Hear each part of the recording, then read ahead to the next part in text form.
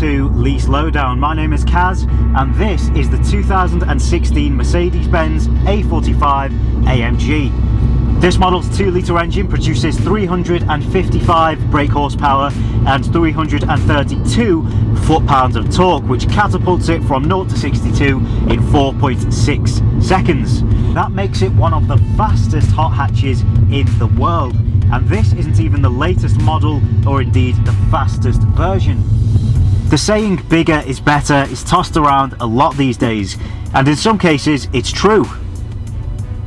But in other cases, like with car engines for example, it's not necessarily the case. You see, for us it's not so much a car's engine size that matters as much as it is how driving it makes you feel. And that's why, after only a few short hours with the A45 AMG, I seem to have fallen ever so slightly in love.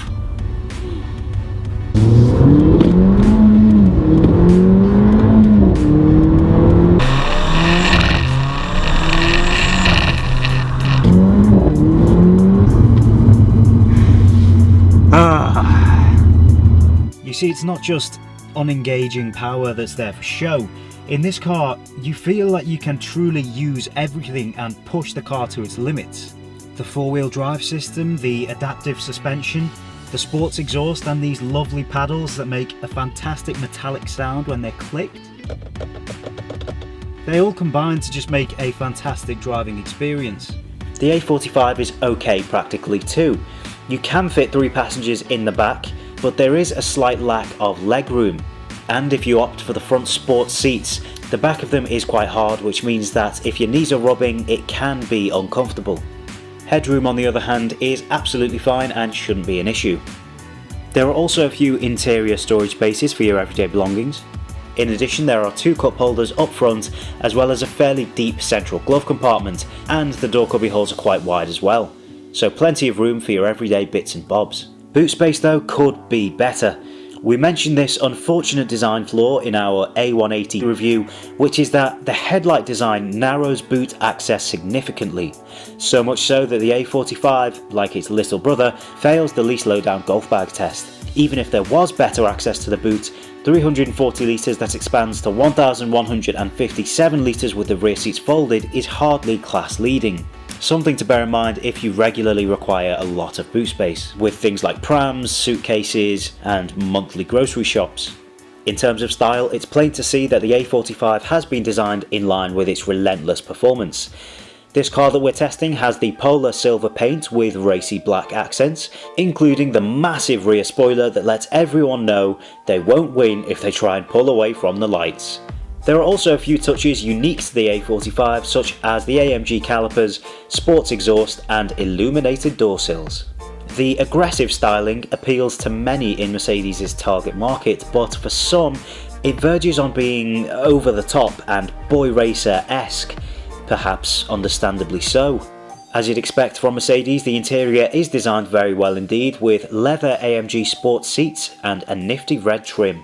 Features include the panoramic sunroof, satellite navigation, heated seats and parking sensors, all of which come as standard in the A45 with the exception of the sunroof, that being an option that comes in the premium equipment line that'll set you back £1,895.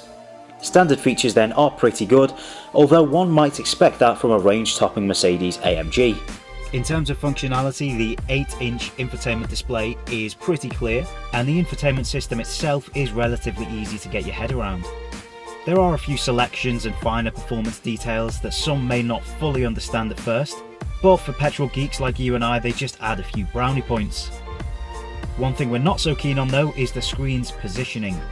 For us, integrating the screen into the dash itself is a much better way of doing things, and this design that Mercedes have used for some time now just makes the screen look a little bit out of place, protruding from the dash almost, which is a shame because on the whole Mercedes are great designers, like with these futuristic dash vans for example. Now the A45 only comes with Mercedes' 7-speed DCT automatic transmission. Whilst a manual would be nice, and I'm sure there are a lot of people out there who prefer driving a manual, this gearbox does perform very well indeed. The shifts are very impressive. They're not lightning quick, but they get the job done when you need them to. And there's also a little button just down here on the central console that you can push to switch up the car's ride settings. So there's comfort, sport and manual. If you add in the four-wheel drive and the fact that the steering itself is quite light, using the paddle shifters and driving the car in manual mode is very, very fun indeed. I think there's always a small element of surprise with hot hatches. Obviously they are designed to perform well, but cars of this shape and style, I think somewhere in the back of your mind you just don't expect this level of performance. Obviously, as I've said earlier, this is one of the top hot hatches in the world right now, but again, sitting inside you just wouldn't expect it to take off like it does. It's that little element of surprise that helps to keep things exciting. And then obviously there's the sound.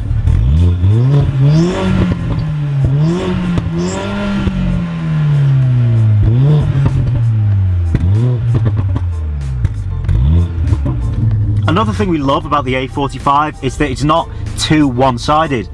Yes, it's got fantastic performance, but at the same time it's able to achieve over 40 miles per gallon combined. Not to mention the fact that it genuinely feels like an inclusive car that anyone can enjoy, regardless of age or driving style. Visibility in the A45 is fantastic, provided there isn't a really tall person in the middle seat or the middle headrest isn't fully up, because obviously this car is nice and practical in terms of passengers with up to 5 people. Another thing I'll say for the A45 is this is the best gear selector I have ever used. A little bit random, I know, but the feel, the look, the design of the gear stick itself is stunning, and the functionality of it, it's just so easy to knock it into drive, reverse or neutral. You always know where you are, and it's very ergonomic as well. Your hand fits around it perfectly. Putting it into park as well is just an absolute breeze. So randomly enough, thumbs up to Mercedes for the incredible gear stick design. So this particular car that I'm testing has the optional sport seats with red leather trim, and you'll notice that they are thinner than your average seats. Unfortunately, that does mean a little bit of a compromise in comfort, especially when you're thrashing it around and being thrown back into the seat. It does hug you tightly. They are bucket sport seats, but I think on longer journeys it lacks a little bit of support on the kind of lower back area, and I think it would start to get uncomfortable over time. So no, it's not the most comfortable hatchback in the world, but unless you're mature or you have spinal issues, it shouldn't be that much of an issue on a daily basis. Cabin noise isn't the best. The exhaust is very loud, as you've heard.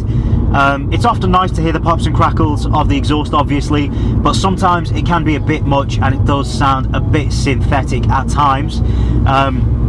So when you're accelerating or even at higher speeds on the motorway and things, you do hear a lot of exterior noise in terms of wind and things going on around the car, so that's not ideal. So yes, the A45 does have some flaws without a doubt, but when you're out there on the open road and you're immersed in the seductive driving experience, a lot of those flaws fade into insignificance, and all you'll really care about is